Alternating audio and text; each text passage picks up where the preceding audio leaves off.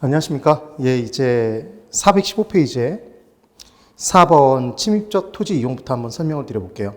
그래서 1번에 침입적 토지 이용의 개념이라는 게 있는데, 침입이라는 개념을 우리가 어디서 한번 공부한 적이 있냐면 상향여가, 하향여가 부분에서 하향여가가 최초 시작되는 게 침입이라고 말씀을 드렸어요. 그래서 하향여가가 완료되는 단계가 계승 또는 뒤집으면 승계, 걔를 천이라고 했었죠. 그 내용이 기억나시면 됩니다. 그래서 간단하게 설명을 드려보면 이런 내용이에요. 고소득층이 살고 있는 도심이 있습니다. 도심에는 당연히 고소득층이 살고 있었겠죠. 그 다음 외곽에 이제 누가 살고 있었냐면 저소득층이 살고 있었어요. 저소득층. 그리고 이 외곽은 고소득층의 관심의 대상이 아니었습니다. 개발될 가능성도 없고 집가 수준도 낮았으니까요. 근데 이때 첫 번째로 이 부분의 집가 수준이 낮아요. 근데 게다가 어떤 일이 발생했냐면 이 지역의 개발 가능성이 높아진 거예요. 그럼 집가가 올라갈 게 뻔히 보이네요. 그러니까 당연히 이제 고소득층이 이 외곽으로 밀고 들어오겠죠. 그럼 원래 거주하던 저소득층 입장에서는, 원래 거주하던 주민, 원주민 입장에서는 적들의 침입처럼 느껴지겠죠, 여러분? 얘를 침입이라고 한다, 이렇게 기억해 두시면 돼요. 그러니까 침입의 두 가지 발생 요인은 낮은 집가 수준과 그리고 개발 가능성이 있겠죠. 개발 가능성. 그 다음 이렇게 침입이 이루어질 때 원주민은 처음엔 저항을 합니다. 나중에는 동화가 되겠지만 이 내용이 되는 거예요. 그래서 꼭 비교를 해주시는데 이 침입이 두 가지로 쪼개진대요. 확대적 침입과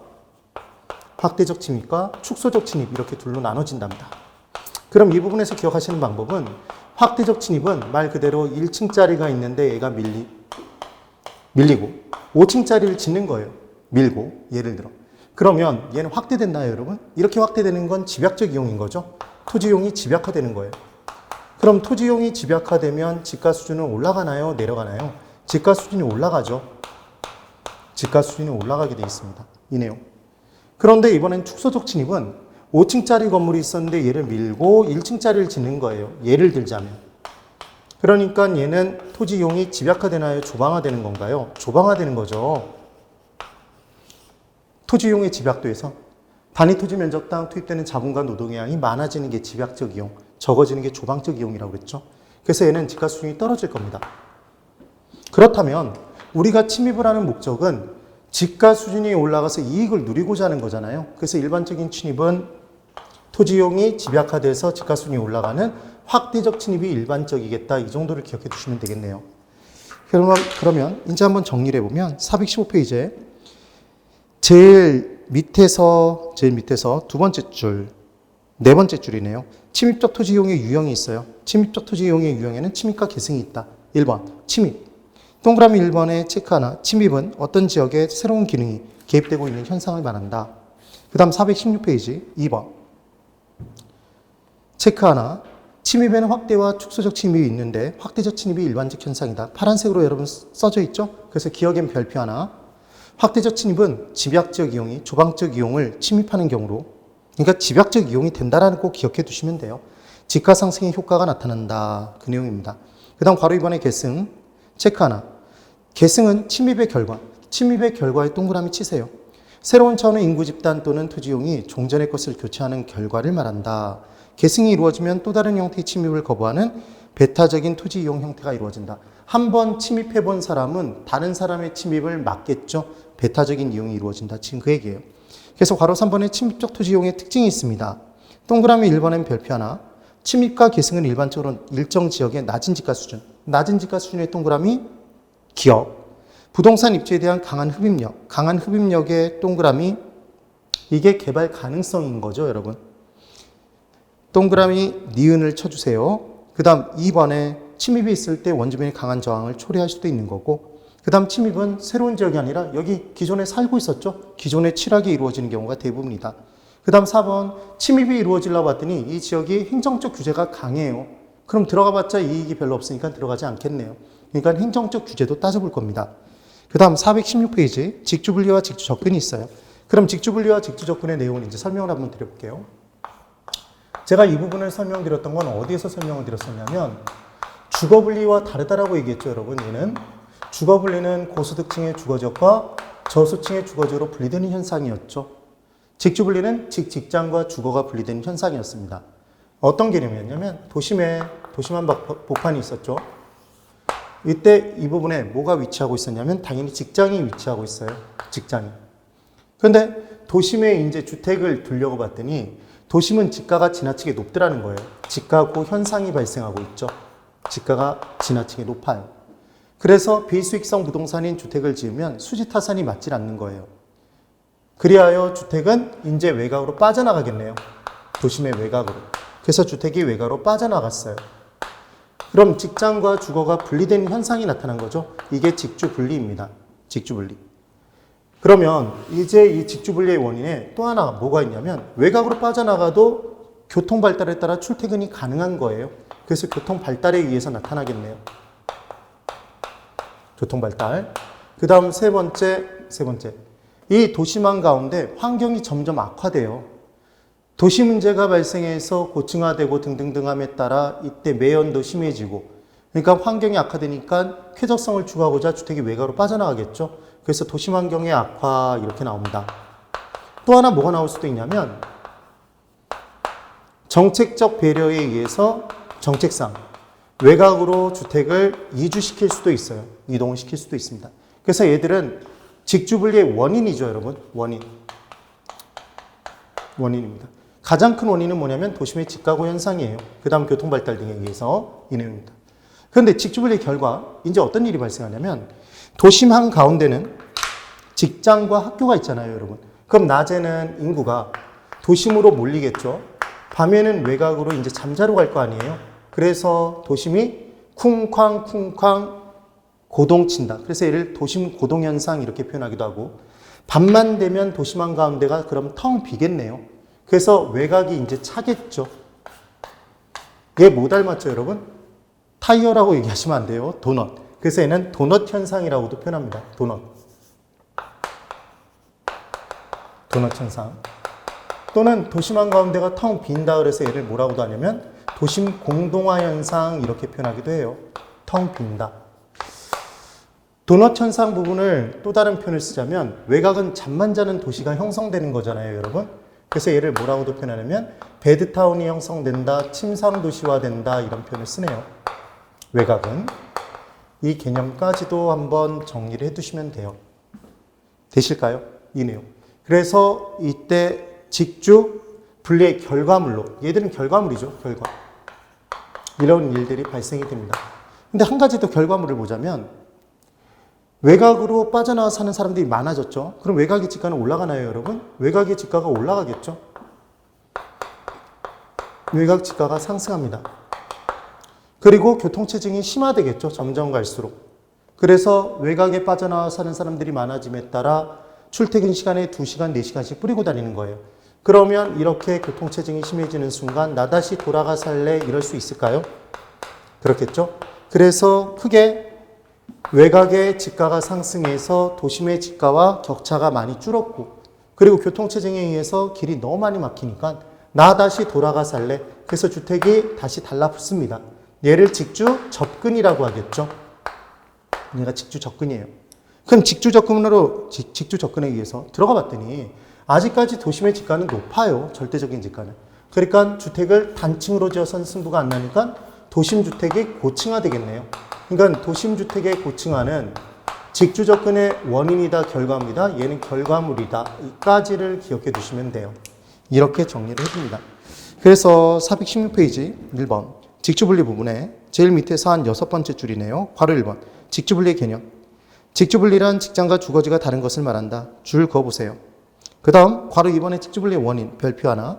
직주분리의 원인으로는 도심의 환경악화 동그라미, 직가고 현상, 직가고 동그라미, 별도로 별표 하나, 도심의 재개발, 그 다음 공적 규제, 교통의 발달 등을 들 수 있다. 교통의 발달 동그라미. 그 다음 417페이지.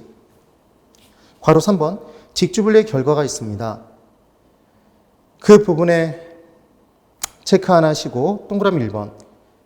직주분리의 결과 도심의 상주 인구가 상시 거주하는 인구가 감소함으로써 도심의 주야 간의 인구차가 커지는 공동화 현상이 발생할 수 있다. 가운데가 텅 비었다고 해서 도넛 현상이라고도 하죠. 공동화 현상 동그라미, 도넛 현상 동그라미, 거기다 별도로 별표 하나.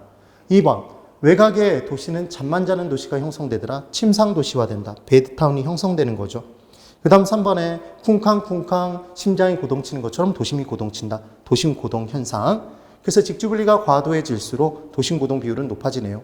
그 다음 2번에 직주접근. 직주접근은 직주분리의 반작용에 의해서 나타난다고 얘기를 했어요. 그래서 직주접근의 개념, 직주접근이란 회귀현상이라고도 하며 직장과 주거지가 가까워지는 현상을 말한다. 그 부분 줄거두시고 괄호 2번 직주접근의 원인, 별표 하나. 직주접근의 원인으로는 도심환경 개선, 여러분 서울에 청계천 복원사업 했죠, 여러분.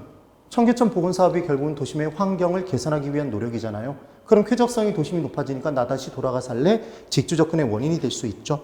교통체증 심화, 도심지가의 상대적 하락. 도심지가의 상대적 하락이라는 게 결국은 도심지가는 그대로인데 외곽의 지가가 올라감에 따라 그 격차가 줄었죠. 걔를 상대적 지가 하락이라고 표현합니다. 지금 그 얘기죠. 기억 꼭 해보시고요. 그럼 괄호 3번, 그 다음에 3번. 직주접근의 결과. 동그라미 1번의 별표 하나. 도심지의 토지 이용을 집약화하거나 건물을 고층화하는 결과를 가져온다. 그래서 도심에 들어가 봤더니 주택을 지으려 봤더니 여전히 지가는 높더라. 그래서 고층화됩니다. 고층화. 그래서 동그라미 2번에 직주접근의 결과 또다시 직주분리의 원인이 나타날 수도 있더라. 참고학습 도심고동과 도시회춘화, 집중반전 현상이 있어요. 도심고동현상 설명드렸고요. 2번의 도시회춘화 현상은 도심 부분이 노후화가 진행돼서 외곽으로 중소득층, 고소득층이 빠져나왔어요. 근데 도심의 재개발 등이 이루어지면 다시 중소득층, 고소득층이 안으로 들어가겠죠. 그 도시가 젊어집니다. 얘를 도시 하춘화가 아니라 회춘화 현상이라고 얘기를 해요. 그래서 2번에 체크 하나, 도심 회춘화. 도심의 재개발, 재건축에 따라 도심에 거주하는 소득계층이 저소득층에서 중소득층, 고소득층으로 유입, 대치되는 현상을 말한다. 그 다음 3번, 집중 반전 현상이 있습니다. 대도시로 기본적으로 인구와 산업 배치가 다 도심으로 몰렸어요. 그러다 보니까 이제 부작용 등이 발생하겠죠. 공장에 오염물질 많이 배출하니까 공해도 많이 발생하고 폐수도 많이 발생하겠죠. 그러니까 환경이 악화돼요. 그러니까 외곽으로 다 분산시켜요. 이게 집중 반전 현상이에요. 그래서 동그라미 2번에 대도시는 개발 초기 단계에서는 긍정적 역할이 크지만 경제 규모가 증가되고 대도시 규모로 인해 불이익이 커지므로 집중 반전 현상이 발생한다. 3번 집중 반전이 되기 위해서는 기술 진보가 중심 이외의 지역에서도 발생해야 하고 주변 지역의 시장 규모가 커야 하고 지역 간의 교통이 양호, 노동력 공급이 가능해야 외곽으로 빠져나가겠죠. 그 얘기입니다. 그 다음 6번 도시 스프롤 현상이 있네요. 도시 스프롤. 도시 스프롤 부분에 별표 하나 쳐두시고 지금 별표 2개 쳐져 있죠. 거기다 하나 적어두세요. 나쁜 놈이라고 적어보세요. 나쁜 놈. 그래서 도시 스프롤은 좋은 게 아닙니다. 나쁜 놈이라고 이렇게 적어두시면 되겠죠. 그럼 이제 개념이 뭔지를 한번 설명을 드려볼게요. 똑같은 내용의 연속이에요. 도심에 직장을 뒀어요. 외곽으로 주택이 빠져나갔죠. 근데 이제 도시가 그만큼 확장된 거겠죠. 그러다가 더 외곽으로 외곽 부분의 지가가 올라가니까 무질서하게 불규칙적으로 주택이 외곽으로 더 빠져나가요. 그래서 도시 부분에서 특히 대도시 부분에서 발생하는데 도심 한복판에 고소득층이 거주하고 있었겠고 그리고 이제 외곽 부분에 개발이 또 이루어졌겠죠. 그때 고소층이 직장을 가지고 있었겠고 주택은 외곽으로 빠져나가 있었는데 외곽의 몰림에 따라 지가가 점점 상승하니까 문제가 아니다. 문제니까 이제 도시가 아니었던 이 부분에 도시가 무분별하게 불규칙적으로 팽창되겠죠. 무질서하게 도시의 팽창이 이루어집니다. 얘를 뭐라고 하냐면 도시 스프롤 현상이라고 얘기를 해요. 그러면 불규칙 무질서하게 토지 이용이 이루어지니까 얘는 최고 유효한용이 되지 않겠네요. 그럼 최유효용이 되지 못한다라면 당연히 지가 수준이 높아질까요? 낮아질까요? 지가 수준이 표준치 이하가 되겠죠. 그래서 도시 스프롤 현상은 좋은 거다 나쁜 거다? 나쁜 게 되겠죠. 그래서 얘를 막기 위해서 개발 제한 구역으로 묶거나 시가와 조정 구역으로 묶거나 이런 식의 조치를 구하겠죠. 조치를 강구할 수 있습니다. 그때 도시 스프롤 현상이 발생할 때 이 부분 팽창되고 상당한 공지를 두고 빈 땅 또다시 개발되고 무질서하게 또다시 공지를 두고 개발이 이루어진대요. 그럼 얘는 개구리가 폴짝폴짝 뛰는 것처럼 개발이 이루어진 거잖아요, 여러분. 얘를 뭐라고 표현하냐면 날 비자에 땅 지자. 땅을 박차고 나는 게 폴짝폴짝 뛰는 거죠. 그래서 얘를 비지적 현상이라고 얘기하고 얘가 개구리 띵뛰기 현상입니다. 이렇게 정리를 해주시면 돼요. 그래서 도시 스프롤 현상의 1번 의미, 별표 하나. 도시 스프롤 현상이란 도시의 주택지, 상업지역 또는 공업지역이 도시의 외곽으로 무질서하게 확대되면서 농경지나 산림지를 잠식해가는 현상을 말한다. 즉 도시가 무계획적, 불규칙적, 무질서하게 외연적으로 확산되는 현상이다. 이거 질서 있게라고 시험 문제 나온단 말이에요. 주의를 꼭 해두세요. 그 다음 2번 발생 원인. 토지 이용 계획, 개발 계획 등이 미흡했기 때문이다. 두 번째 줄. 그 다음 3번의 유형. 동그라미 1번 체크 하나. 일반적으로 도시 외곽으로 평면적으로 확산되는 거예요. 근데 도시망 가운데 지나치게 층수를 높게 올리면 통행, 통풍, 체감 문제 발생하잖아요. 걔를 뭐라고도 표현하냐면 입체 스프롤이라고 얘기를 하기도 해요. 입체 스프롤.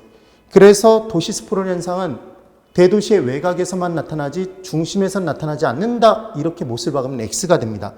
그 다음 2번 체크 하나. 비지적 개발, 비지적 동그라미, 개구리 띵뛰기 개발. 똑같은 얘기죠. 개구리 띵뛰기 동그라미. 개발로 인해 중간에 공지를 두면서 외곽으로 확산되기도 한다. 그렇게 내용이 나옵니다. 그 다음 4번. 이렇게 무분별하게 확산될 때는 적어도 교통망에 따라서 이동이 가능한 거리에서 이루어질 거잖아요. 그래서 간선도로를 따라서 스프롤이 전개되는 현상도 있다. 동그라미 4번 체크 하나.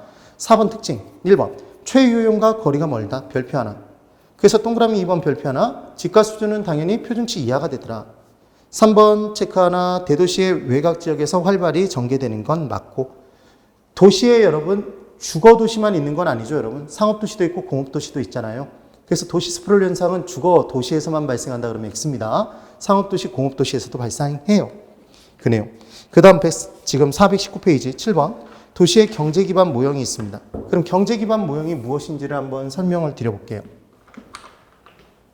경제기반 모형을 한번 볼까요?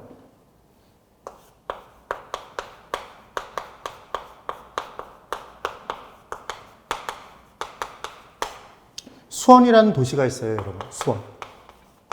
수원이라는 도시가 있습니다. 수원에 제일 유명한 기업이 하나 있어요.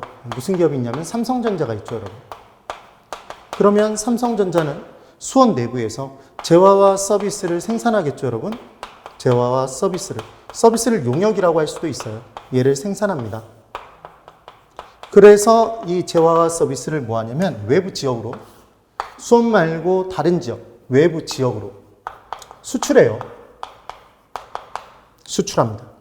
그럼 수출하면 외부 지역에서 이제 이 해당 지역, 수원 지역으로 자금, 돈이 유입되나요, 여러분? 돈이 유입되겠죠. 유입됩니다. 그럼 그 돈을 가지고 수원 지역에 있는 사람들이 먹고 살잖아요. 행복하게 살겠죠. 이게 도시 경제의 기반을 이루고 있는 활동이라고 얘기를 해서 얘를 뭐라고 얘기를 하냐면 기반 활동이라고 얘기를 합니다. 무슨 활동이다? 이게 기반 활동이 됩니다. 경제 기반을 이루고 있는 활동이란 얘기죠. 그러니까 간단하게 정해보면 해당 지역에서 재화 서비스를 생산해서 해당 지역에서 파는 게 아니라 다른 외부 지역으로 수출하는 활동. 그래서 자금을 해당 지역으로 유입시키는 활동이 됩니다. 그럼 기반 활동이 짱짱하게 활동할수록 인구 유입 많이 이루어질까요? 인구 유입 이루어지면 그만큼 부동산 가격도 올라가겠죠. 이런 내용이 되죠. 그럼 이번엔 슈퍼가 있어요. 슈퍼마켓. 그럼 슈퍼마켓은 다른 지역에서 슈퍼로 막 물건을 사러 오나요? 그게 아니라 이 지역 내에서 자금이 융통되겠죠. 돈 자금이 이 지역 내부에서 융통이 됩니다. 해당 지역 내에서. 얘를 뭐라고 하냐면 비기반 활동이라고 얘기를 해요. 그럼 여러분, 비기반 활동이 기반 활동을 먹여 살리나요? 기반 활동이 비기반 활동을 먹여 살리나요? 기반이 비기반을 먹여 살리는 거죠. 이 내용이 되는 거죠. 그럼 이 둘을 합치면 총 고용 인구수가 나오겠네요. 이 내용이 됩니다. 되셨어요? 그런데 이 부분이 욕을 먹는 이유는 딱 하나예요. 실제로 삼성전자가 재화 서비스를 생산한 다음에 수원 지역에서도 파나요? 팔죠. 근데 외부로만 수출만 가능하다고 얘기를 했잖아요. 그 다음 슈퍼에 외지인도 여러분 물건 사러 올 수도 있죠. 해당 지역에 있는 사람들도 물건을 사러 올 수도 있지만, 그러니까 어떤 활동을 놓고 얘는 기반 활동이 이기만 하대요, 얘는 비기반 활동이 이기만 하대요, 칼로 물을 짜듯이 명확하게 구분 지을 수 있는 기준이 없다는 얘기죠. 그래서 욕을 먹는 내용 중에 하나예요. 그렇지만 이 부분에서 한 가지 개념을 기억하는데 기반 승수라는 게 있답니다, 여러분. 앞에 당연히 경제가 생략돼 있어요. 경제 기반 승수겠죠. 그럼 세모 승수는 세모분의 투자액이었던 거 기억나세요, 여러분? 우리 어디서 공부했었죠? 승수법에서. 어림셈법 중 승수법. 승수와 수익률법은 수익률은 역수였다. 조순전후. 그래서 조소득 승수, 순소득 승수, 세전현금 수지 승수, 세후현금 수지 승수 했었잖아요, 여러분? 기억나셔야 됩니다. 그럼 기반 승수는 뭐분해? 기반분해겠죠. 기반분해. 얘는 총 아니면 지분이니까 총 고용 인수가 돼요. 총 고용 인구수입니다. 이거 뭐라고 함정파냐면 비기반 인구수다 이런 식으로 함정을 판다고요. 그럼 총 고용 인구수는 기반에 뭘 더한 거다? 비기반을 더한 거겠네요. 그래서 예를 들어 기반 활동의 인구수가 몇 명이냐면 얘가 10,000명이래요. 비기반 활동의 인구수가 얘가 만약에 8만 명이랍니다. 그럼 10,000명이 돈을 벌어들여서 8만 명을 먹여 살리고 있잖아요, 여러분. 그럼 기반 승수는 얼마입니까? 이렇게 물어본다면 뭐라고 대답하기 쉽냐면 8이다 이렇게 대답하기 쉽다고요. 1만이고 8만이니까 얘 나눠서 8이다라고 대답하기 쉬운데 8이 아니라는 거죠. 8이 아니라 뭐다? 기반 1만까지 더해서 얘는 9죠. 되시겠어요? 이 내용을 꼭 기억해 두셔야 됩니다. 그럼 우리는 기반 승수만 정확히 알면 기반 활동의 인구수가 늘어남에 따라 총 고용 인수가 이 지역에서 몇 명 느는지 알 수 있나요? 그럼 총 고용 인수가 몇 명 늘었는지 안다는 얘기는 비기반 활동의 인구수가 몇 명 늘었는지도 알 수 있겠네요. 그래서 예를 들어 한번 설명을 한번 드려보면 이런 개념이겠죠. 만약에 기반 승수가 5로 판단이 돼 있답니다. 주어져 있대요. 기반 인구수가 몇 명 늘었냐면 1,000명이 늘었답니다. 1,000명. 그러면 총 고용 인구수는 몇 명이 는 거죠, 여러분? 곱하면 되죠? 우리 가격에 가격 탄력성 곱했던 거 기억나세요? 소득에 소득 탄력성 곱했었죠? 그럼 당연히 기반에는 기반 승수를 곱하겠네요. 기반 승수를 비기반에 곱하면 이상하잖아요. 그럼 기반에 기반 승수 곱합니다. 이제 1분의 기반 승수니까. 그러면 곱하면 5,000이죠? 총 고용 인구수가 5,000명 는 거예요. 그럼 총 고용 인구수는 기반에 비기반을 더한 거잖아요. 이 중에 1,000명이 뭐니까 기반 인구수니까 비기반 활동 인구수는 몇 명이 는 거다? 4,000명이 늘었다고 판단할 수 있겠네요. 이렇게 정리할 수 있겠죠. 정리가 되시면 됩니다. 그래서 419페이지 도시의 경제기반 모형의 1번 경제기반 모형의 개요. 1번 경제기반 모형은 한 도시나 지역의 경제 구조 및 성장의 건전성을 규명하는 분석기법 어쩌고저쩌고 막 돼 있어요. 그거 열심히 기억하실 필요 없어요. 동그라미 3번에 체크 하나. 대상 도시 내 산업 간 비교가 가능하여 도시 경제의 건전성과 취약성을 규명하고 이를 기반으로 하여 대상 도시의 산업 개발 전략을 수립할 수 있다 이렇게 나왔네요. 그래서 2번에 경제 기반 모형의 기본 과정에 별표가 2개 쳐져 있죠, 여러분. 첫 번째, 경제 기반 모형은 도시 경제를 기반 활동과 비기반 활동 딱 둘로 구분하죠. 그래서 베이직과 난 베이직, 그래서 B, 난 베이직은 N. 그렇게 표현하기도 합니다. 경제 기반 모형은 기반 활동만이 도시의 경제력을 결정하는 관건이 되고 기반 활동의 성장은 비기반 활동의 성장을 유도하며 도시 전체의 경제 성장을 주도하게 된다는 이론이 됩니다. 그래서 괄호 1번의 기반 활동의 별표 하나, 1번. 파란색 글씨도 돼 있어요. 기반 활동은 대상 도시의 외부로 수출하기 위해 재화와 용역을 생산, 판매하는 활동. 외부로부터 화폐 유입을 가져옵니다. 해당 지역으로. 그 다음 괄호 2번. 비기반 활동, 역시 별표 하나. 비기반 활동은 대상 도시 내부에서 소비되는 재화나 용역을 생산하여 판매하는 활동으로 도시 내부의 화폐 유통을 가져오네요. 도시 내부에서의 화폐 유통을 가져오는 거죠. 그래요. 그 다음 420페이지. 입지계수와 경제기반 분석법의 비교가 있어요. 그래서 입지계수의 개념이 뭐였는지만 기억해 보시면 입지계수는 우리가 학창시절에 대구는 무슨 산업이 유명하다고 공부를 했었죠, 여러분? 섬유산업. 그래서 대구 내에서 섬유산업에 종사하는 사람의 비율은 전국에서 섬유산업에 종사하는 사람의 비율보다 당연히 높겠네요. 그 지역엔 섬유산업이 특화되어 있으니까요. 그러면 대구 지역에서 섬유산업에 의해서 생산된 섬유 양 부분은 전국 평균치보다 당연히 높을 테니까 남는 만큼 수출하겠죠. 그렇겠죠? 수출형 산업이 됩니다. 그리고 만약에 해당 지역의 고용자 수의 비율이 전국 평균치보다 못 미친다면 부족하게 생산되니까 수입해 들어오겠네요.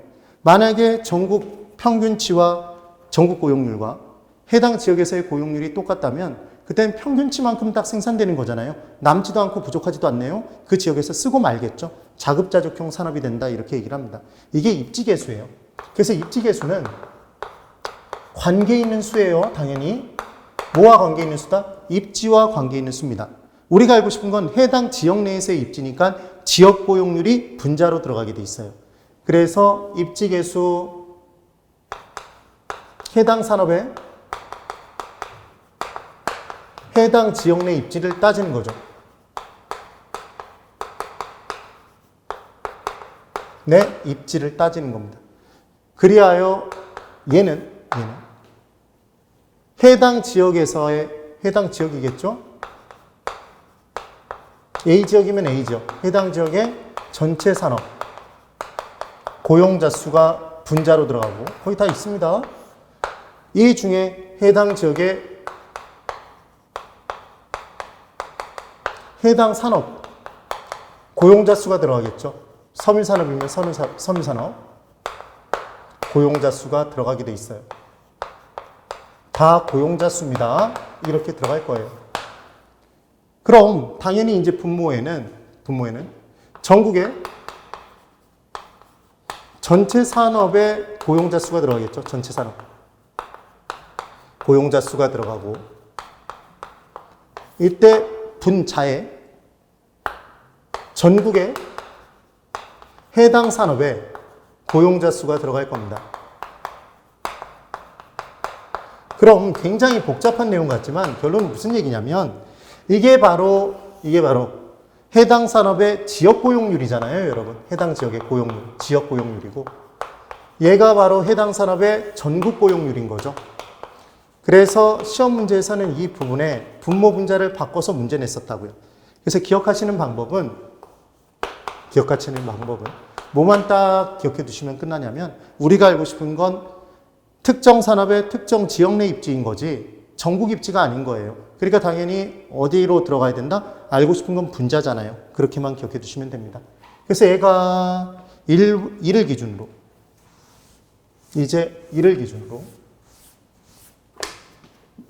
1보다 크다면 지역에서 더 많이 생산된다는 얘기니까 수출형 산업 얘가 1보다 작으면 아까 다 했죠? 1보다 작다면 얘는 지역 고용률이 더 낮으니까 부족하게 생산되잖아요. 수입해 들어와야 되겠죠? 수입형 산업. 얘가 1이 되면 모자르지도 않고 남지도 않으니까 얘는 자급자족형 산업이 된다. 이렇게 얘기를 합니다. 이렇게 정리를 해두시면 끝나겠네요. 그래서 괄호 1번에 입지계수의 별표가 3개 쳐져 있네요. 동그라미 1번, 2번 내용이 있고 동그라미 3번에 입지계수 또는 입지상이라는 표현을 쓰기도 해요. 그 부분에 입지계수 수식 있죠, 여러분? 입지계수 LQ는 특정 산업의 지역 고용률을 특정 산업의 전국 고용률로 나눈 값이다. 그 부분에 동그라미 치세요. 지역 고용률이 분자라는 거 반드시 기억해 두세요. 그 다음 기억, 니은, 디귿 묶어두시고 별도로 별표 하나. 그래서 LQ가 1보다 크면 수출형 산업 또는 수출하는 게 아까 기반활동이었죠, 여러분? 그 다음 이때 수입해 들어오는 것, 내수산업 뭐 이런 식으로 얘기를 합니다. 그 정도로만 기억해 두세요. 그 다음 괄호 2번에 경제기반 분석법이 있습니다. B&B 뭐 이렇게 나와 있는데 결국 기반활동의 고용자 수를 비기반활동의 고용자 수를 나눈 값이래요. 근데 그 부분은 그렇게까지 많이 중요하지 않고 420페이지 제일 끝에서 두 번째 줄 경제기반 승수 있죠, 여러분? 그 부분에 별표 하나 치세요. 줄긋습니다. 기억. 경제기반 모형은 어떤 도시나 지역의 경제활동이 기반활동과 비기반활동의 두 가지로 분류된다는 단순한 가정에 기초하므로 경제기반 승수는 다음식으로 정립할 수 있다. 돼 있나요? 그래서 기반 승수는 기반분해였죠. 총고용 인수였어요. 비기반 인구수 아닙니다. 기억 꼭 해두세요. 그래서 기반 승수 알고 기반 활동 인구수 늘었을 때 얼마만큼 비기반 활동 인구수 느는지 계산하는 식이 니은인 거죠, 지금. 그 내용입니다. 디귿, 별표 하나. 위의 식은 대상 도시의 고용 인구가, 총 고용 인구가 경제 기반 승수를 통해서 기반 활동 고용 인구의 변화에 의존하고 있음을 나타낸다. 그 내용이네요.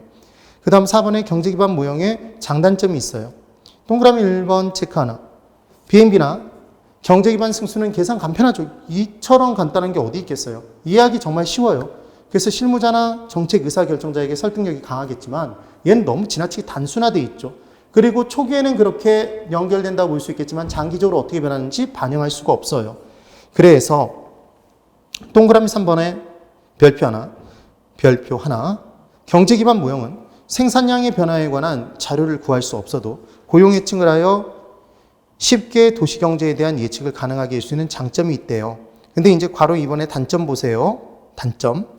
그 부분을 보시면 동그라미 2번 체크 하나. 도시의 경제활동은 매우 복잡하게 이루어지는데 그냥 도시 지역경제를 기반활동과 비기반활동으로 아예 그냥 칼로 물을 짜듯이 양분했어요. 아까 그러기 힘들다고 그랬죠, 사실은. 그래서 결과가 부정확할 수 있다. 부정확. 그 다음 3번에 별표 하나. 지금 421페이지 제일 끝에서 두 번째 줄입니다.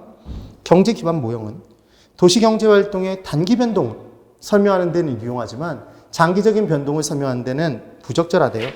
어떻게 변할지 모르니까. 그 내용이 되는 겁니다.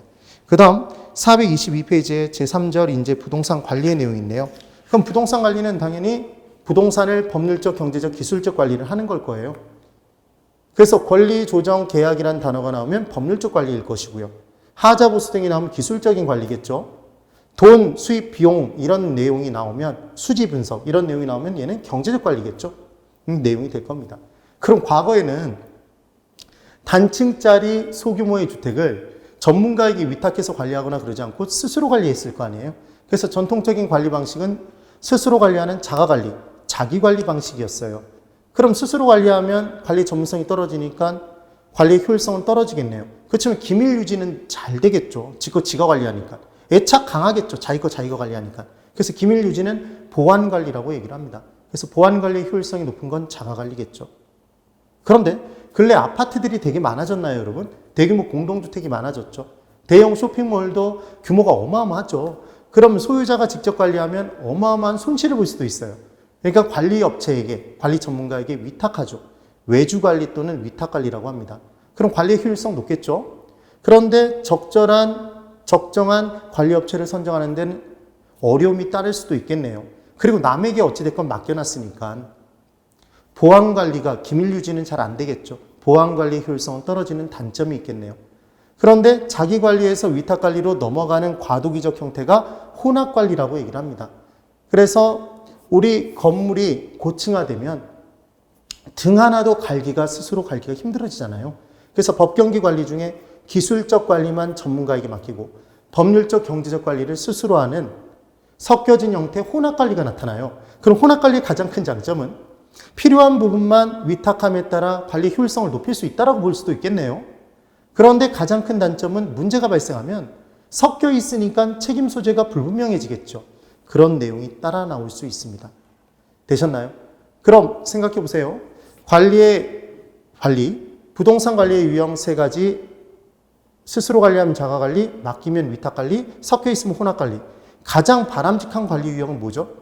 있을 수 없죠. 왜냐하면 부동산의 용도와 규모별로 좀 더 적합한 관리 유형이 별도로 있죠. 되셨나요? 근데 관리의 전문성이 제일 높은 관리라고 그러면 걔는 위탁관리겠죠. 그런 내용이 됩니다. 그래서 이제 제3절에 교재를 한번 정리해 볼게요. 정말 쉬운 내용이에요. 1번 부동산 관리의 의의, 1번 부동산 관리의 개념이 있습니다. 괄호 1번 의의의 동그라미 1번에 줄 한번 그어볼까요? 부동산 관리란 부동산을 그 목적에 맞게 최유효용할 수 있도록, 최유효용 동그라미, 부동산의 취득, 유지, 보전, 개량과 그 운영에 관한 일체의 행위를 말한다. 즉 부동산 관리를 왜 한다고요, 여러분? 유용성을 높이기 위해서 하는 거잖아요. 유지 또는 증대시키기 위해서.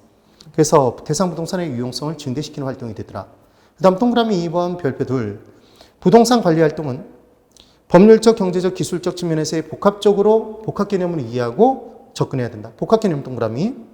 복합 복합개념 법경기가 부동산학의 기본적 체계였죠. 3번 유지관리. 말 그대로 유지하는 거예요. 유지관리의 유지 동그라미, 대상 부동산의 현상 유지의 동그라미, 보존을 통해 대상 부동산의 경제적, 물리적 내용 요소를 높이는 행위래요. 그 다음 4번 이용관리, 성질을 변화시키지 않고 유용성을 증대시키는 행위랍니다. 5번에 계량이 있는데 계량의 체크 하나.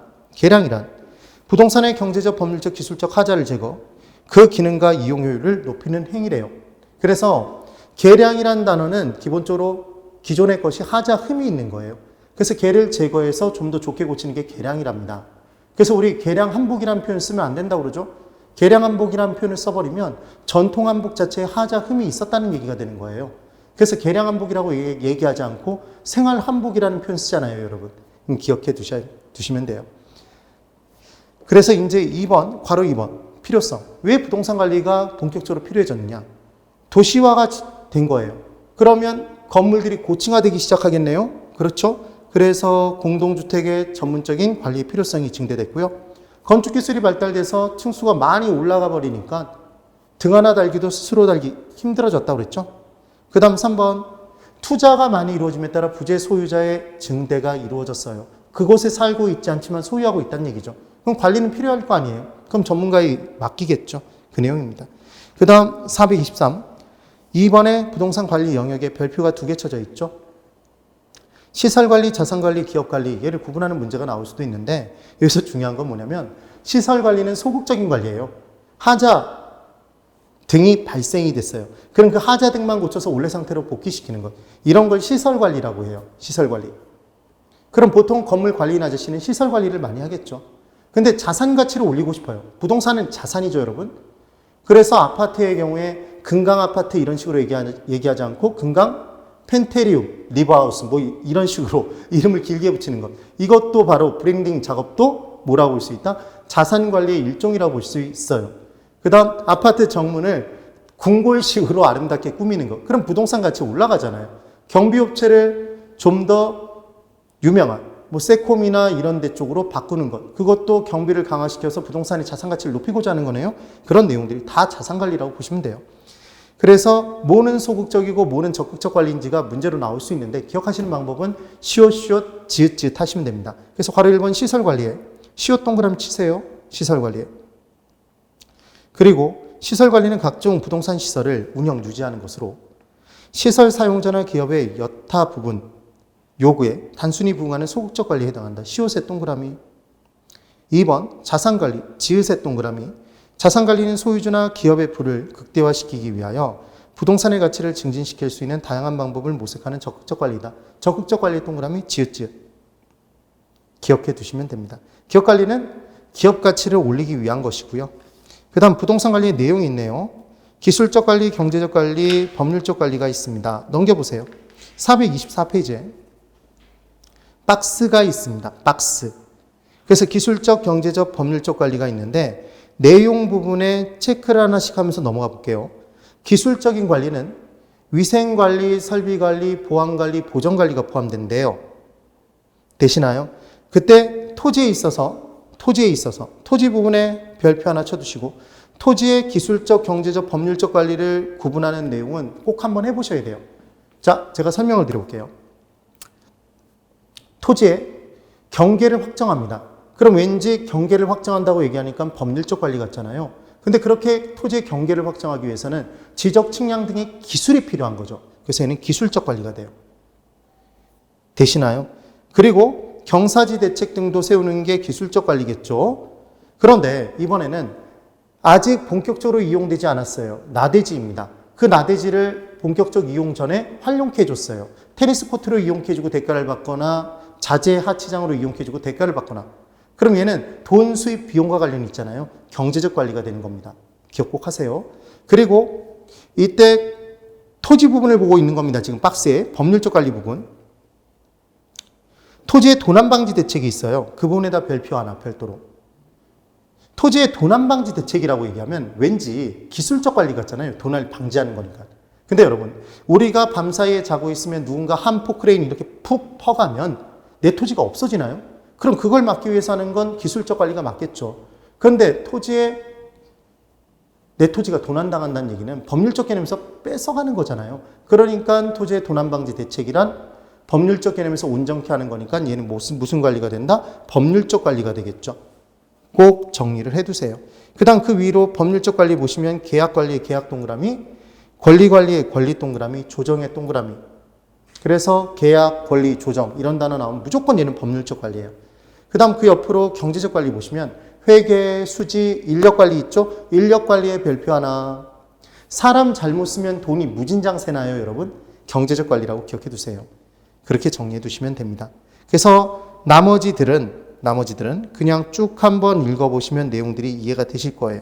그 다음 2번에 부동산의 1차적 관리 조치가 있어요. 424 그 박스 밑이죠. 그래서 1차적 관리 활동의 기술적, 경제적, 법률적 측면으로 쪼개놨는데 그렇게 중요하지 않습니다. 한번 보세요. 그냥 참고학습 보세요. 부동산 유지관리 활동이 있어요. 일상적인 유지관리 활동은 날마다 하는 거예요. 날마다. 대응적 유지관리 활동은 하자가 발생했을 때 그 하자 여부에 대응해서 말 그대로 문제가 발생한 후에 걔를 해결하기 위한 조치를 취하는 게 대응적 유지관리 활동. 얘는 사후적 관리 활동이겠죠. 그러면 예를 들어 건물이 있는데 건물에 누수가 이루어졌습니다. 이미 물이 뚝뚝뚝뚝 떨어져요. 그럼 그 상황에서 문제가 발생한 다음에 걔를 해결하기 위해 조치를 취하려면 기존에 살고 있는 임차인을 잠깐 나가 있으라고 얘기하고 대대적인 공사를 해서 걔를 고쳐야 될 거잖아요. 그럼 시간과 비용이 많이 들고 임차인의 불편을 초래할 수도 있겠죠. 그런데 미리미리 준비해서 걔를 막아놨어요. 그럼 그때는 시간과 비용을 줄일 수 있겠죠. 그런 게 예방적 유지관리 활동이겠죠. 문제가 발생하기 전에 예방하는 거니까요. 사전적 관리 활동이겠죠. 뭐가 더 중요할까요? 예방이 중요하겠죠. 그 얘기입니다. 그래서 2번 대응적 유지관리 활동의 체크 하나 줄 한번 그어 보실까요? 하자 또는 문제가 발생한 후에 대처하는 사후적 유지관리 활동, 사후적 동그라미, 수정적 유지활동이라고도 한다. 그네요. 그 다음 3번 별표 하나 예방적 유지관리 활동 1번 부동산의 하자 또는 문제가 발생하기 전에 미리 점검 진단 문제가 발생하기 전 동그라미 치세요. 미리 점검 및 진단 이에 따라 보수 및 수선하는 유지관리 활동이더라. 사전적 유지활동 동그라미. 그래서 동그라미 2번 별도로 별표 하나 부동산의 유지활동 중에 가장 중요한 위치를 차지하는 것은 예방적 유지활동이다. 지금 그 얘기입니다. 그 다음 그 밑에 3번 부동산 관리의 3방식 있죠. 얘는 굉장히 중요하죠. 그래서 지금 파란색으로 체크되어 있는 내용들을 잘 기억하시면서 보시면 되는데 426페이지 보세요. 자기관리, 자가관리에 이제 장점과 단점이 있습니다. 그럼 스스로 관리하는 건 장점 보세요. 소유자의 지시 및 통제력이 강하겠죠. 자기 거 자기가 관리하니까. 기밀 유지 잘 됩니다. 남에게 맡긴 게 아니니까. 그러니까 보안관리가 양호하죠. 보안관리 양호의 동그라미. 3번 부동산 설비에 대한 애호 정신, 애착심이 강하겠죠. 자기 거니까. 그 얘기입니다. 근데 단점은 소유자는 전문성이 떨어지잖아요. 관리 전문가가 아니니까. 그러니까 관리의 전문성이 결여되겠죠. 그렇죠. 그 다음에 2번 관리 업무의 타성화로. 그냥 그렇게 해왔으니까 더 좋은 방법이 있어도 그 방법을 하는 거예요. 그래서 적극적 의욕이 결여돼 있죠. 왜 그러냐면 만약에 전문가에게 맡겨놨는데 걔가 타성에 젖어서 활동을 해요. 그럼 잘라버리면 되잖아요. 근데 소유주가 자기 자신을 어떻게 잘라요? 그 얘기인 거죠. 그 다음 4번에 불합리한 인건비의 상승이 이루어질 수도 있어요. 그러니까 인력 관리를 제대로 못함에 따라 그러니까 소유주가 관리한다고 해서 소유주가 직접 다 모든 걸 하는 건 아니에요. 소유주가 관리의 주체가 돼서 인력을 고용할 수는 있겠죠. 근데 인력 관리 효율성이 떨어지니까 불합리한 이때 인건비가 이루어질 수도 있겠죠. 상승이.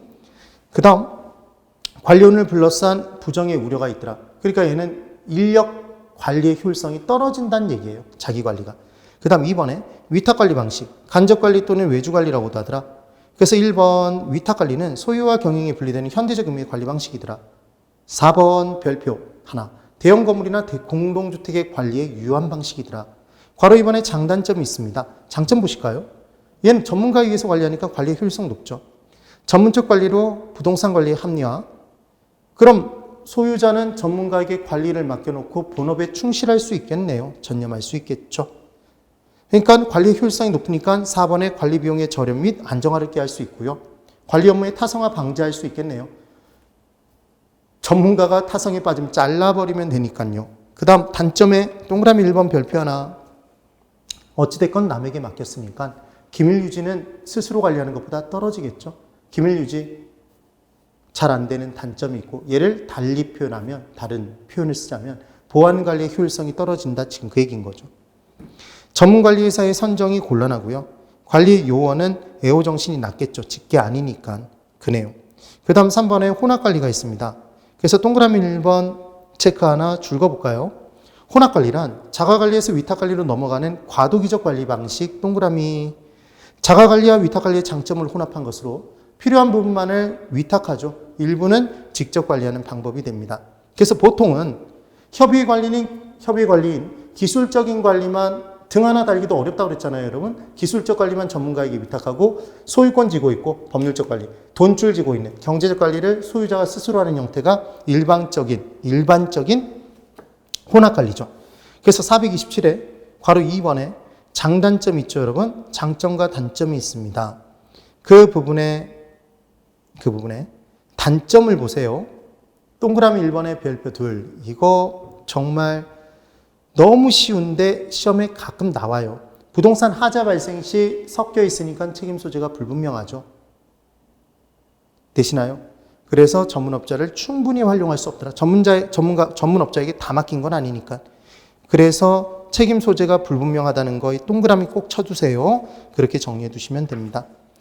지금 이제 427의 중간에 있는 4 용도별 부동산의 관리 활동이라고 되어 있는데 그 부분부터는 10분간 쉬었다 보도록 할게요. 10분 쉬고 들어가 봅니다. 10분 쉬세요.